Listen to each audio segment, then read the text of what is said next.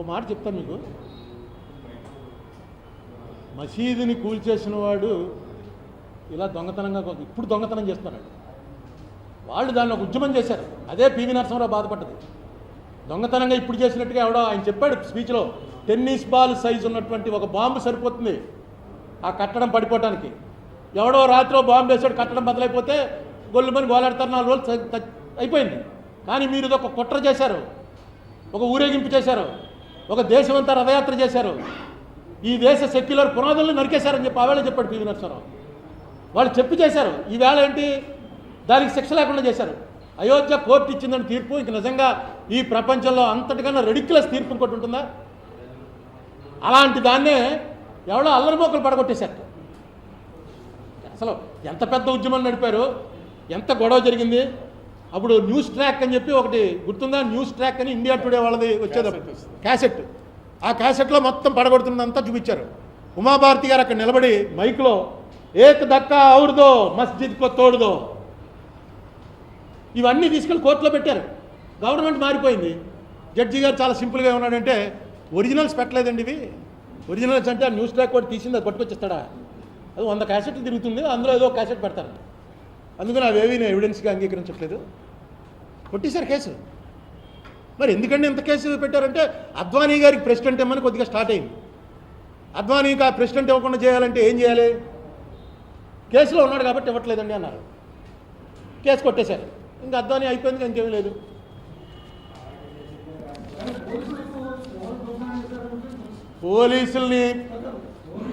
పోలీసులకి తెలుసనండి అంటలా, తెలుసుకోగలరు. ఇప్పుడు చిన్న విలేజ్ అది, ఆ విలేజ్లో ఆ రోజు కొత్త వాళ్ళు ఎవరు వచ్చారు, ఏం చేశారు, మీకు పోలీసు వాళ్ళ ఇన్వెస్టిగేషన్ చాలా భయంకరంగా ఉంటుందండి. వాళ్ళు మొత్తం ఇలాంటివి అయితే దడదలాడించేస్తారు. పోలీసులకు తెలిసి కాదు, పోలీసులకి స్థాయి దాటిపోయింది. ఇది ఢిల్లీ స్థాయిలోకి వెళ్ళిపోయింది. పోలీసు ఒక కానిస్టేబుల్ సరిపోతాడు. ఇవండి ఇలాంటివండి. ఆడ సత్యబాబు గారు ఎక్కడున్నాడు రావేళ అని వెంటనే అడుగుతాడు.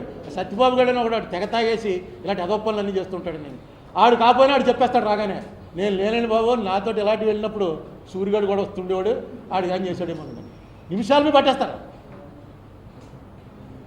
ఇది ఆయన ఇది బెనిఫిట్ కోసం జరిగింది కాదు, గెయిన్ కోసం జరిగిన అఫెన్స్ కాదు, మిస్చిఫ్ కోసం జరిగిన అఫెన్స్. దీన్ని ఎలక్షన్ ఇష్యూ కింద చేసే ప్రయత్నం ఏదైతే ఉందో తప్పు. అది నెక్స్ట్ చంద్రబాబు నాయుడు గారు అలా అనకూడదు. ఈ క్రిస్టియన్స్ కన్వర్ట్ అయిపోతున్నారు, ఇది చేసేస్తున్నారు, జగన్ వచ్చి కన్వర్ట్ చేసేస్తున్నాడు. ఇవన్నీ కరెక్ట్ కాదండి. ఎందుకు ఎవడన్నా జగన్ వచ్చి కన్వర్షన్ అది మొదలెట్టి రేపు ఎలక్షన్ ఓడిపోవాలని కోరుకుంటాడండి? ఎవడన్నా గవర్నమెంట్లో ఉన్నవాడు అల్లకల్లోలం అంటూ చేసినవాడు ఈ భారతదేశ చరిత్రలో ఎక్కడైనా ఉంటే అల్లకల్లోలాన్ని అవకాశంగా మలుచుకుని రాజకీయంగా స్థిరపడ్డ నాయకుడు ఎవడన్నా ఉంటే అది ఓన్లీ నరేంద్ర మోడీ. ఎవడో అధికారంలో ఉన్నవాడు కల్లోలం అవ్వాలని కోరుకోడు. ఆయన ఆలోచించాడు, వస్ ఇది మన అడ్వాంటేజ్ తీసుకుందాం, కొట్టిపారాయణ మొత్తం కొట్టేసుకుని ముస్లిమ్స్ హిందూస్ కొట్టేసుకోండి, నేను ఇంకా స్టార్ట్ అయిపోతాను అంతే. హిందూ హృదయ సామ్రాట్ అయిపోయాడు. నేను చెప్పేది ఏంటంటే ఆ హిందూ వేరు, ఈ హిందూ వేరుని. మనది భద్రాద్రి రాముడు, అయోధ్య రాముడు కాదు. ఇక్కడ భద్రాద్రి రాముడు కళ్ళలో కనిపించింది తానీషాకి, రామదాసుకు కాదు. ఇక్కడ పట్టుకుని వచ్చి నగలన్నీ పట్టుకొచ్చి ఇచ్చేవాడు కూడా నిజామే ఇచ్చేవాడు. ఆచారంగా మార్చేసాం అది. మనం ఇంకా లోపలికి వెళ్తే, నేను అయ్యప్పకి వెళ్ళాను. అయ్యప్పకి వెళ్తుంటే బయట ఒక మసీదు ఉంటుంది. ఆ మసీదు దగ్గర డ్యాన్సులు చేసి ఆ మసీదులోకి వెళ్ళి దండాలు పెట్టి అప్పుడు కానీ అయ్యప్పని చూసుకుని దర్శనం చేసేటువంటి అర్హత రాదంటారు వావరస్వామి. వావరస్వామి దగ్గరికి వెళ్ళి ఎప్పుడు అయ్యప్ప, ఎప్పుడు వావరస్వామి? ఇస్లాం ఇండియాలోకి ఎప్పుడు వచ్చింది? అసలు ఇస్లాం ఎప్పుడు పుట్టింది? శివకేశవులకు పుట్టిన అయ్యప్ప ఎప్పుడేవాడు? దానిలోకి వెళ్ళకరా బాబు. అదే నమ్మకం అంటే. దీనికి ఇది ఉండదు, హేతుబద్ధత, చట్టబద్ధత, ఫిలాసఫీలో అదేం ఉండవు. నువ్వు నమ్మితే అదే ఫిలాసఫీ. నేను నమ్మామంతే వెళ్ళి వావరస్వామి దగ్గర మొత్తం ఇవన్నీ పెట్టుకుని బుడగలేసుకుని డ్యాన్సులు చేసి ఆ తర్వాత అలిసిపోయి స్నానాలు చేసుకుని వెళ్ళి అప్పుడు అయ్యప్ప కనబడితేనే నీకు అయ్యప్ప ఒప్పుకుంటాడు, లేకపోతే అయ్యప్ప ఇలా సీరియస్ చూసాడంటే 70 పోతావు జాగ్రత్త అని చెప్తారు.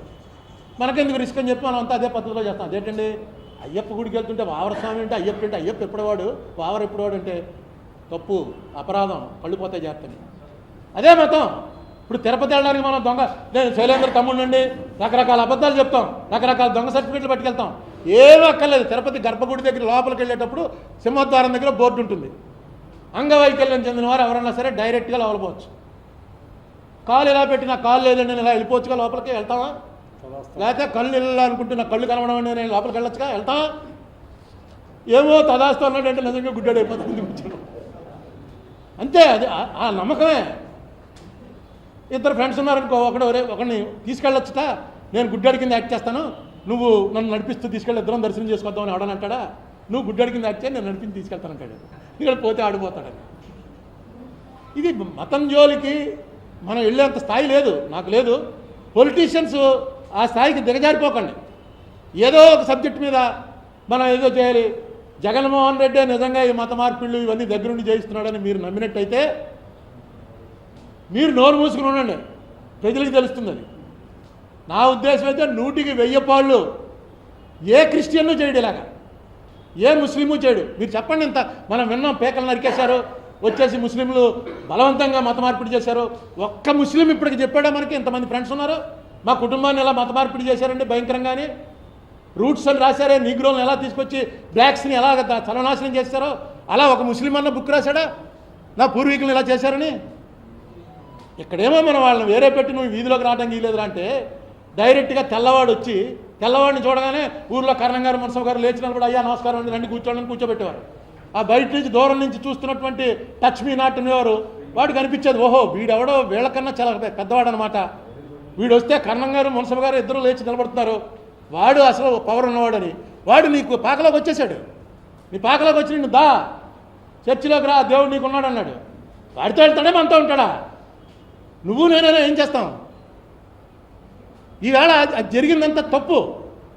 ఆ తప్పుని సరిదిద్దుకోవాలనే ప్రయత్నం మానేసి అందరూ క్రిస్టియన్స్ అయిపోతున్నారని అందరూ క్రిస్టియన్స్. ఏమైంది? మనకేమన్నా నష్టం వచ్చిందా? అందరూ క్రిస్టియన్స్ ఆ లోపల ఏమన్నా కత్తులు సానబెట్టించి ఏమన్నా డ్రిల్ చేస్తున్నారా కర్రలతోటి? ఏంటి మనకు వచ్చిన నష్టం? మీరు చేసిన దాని మీద బెనిఫిట్ పొందుతుందంతే. బీజేపీ సొంతంగా ఇక్కడ చేయడానికి ఏం లేదు, సౌత్లో లేదు. కానీ మనం చేసిన దాని ఏదైనా తప్పులు చేస్తే దానివల్ల బెనిఫిట్ మాత్రం బీజేపీకి వెళ్తుంది.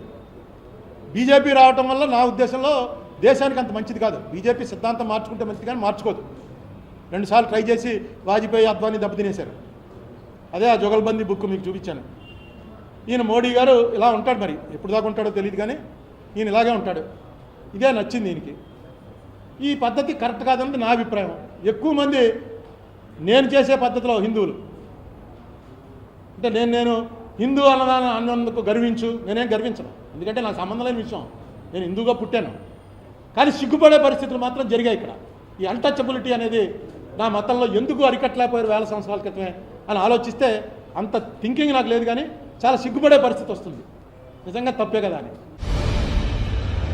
Please subscribe Dot News.